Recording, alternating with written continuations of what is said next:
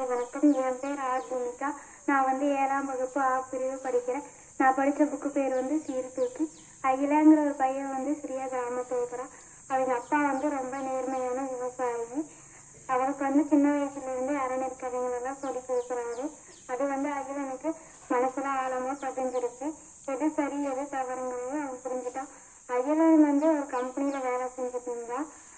அவன் ஒரு சிறந்த உழைப்பாளி, நேர்மையானவன், கடமையை தவறாதவன். அவனுக்கான ஒரு வேலையை கொடுத்து அதை செம்மை நேரத்தில் முடிக்கிற ஒரு திறமையும் அவங்ககிட்ட இருக்குது.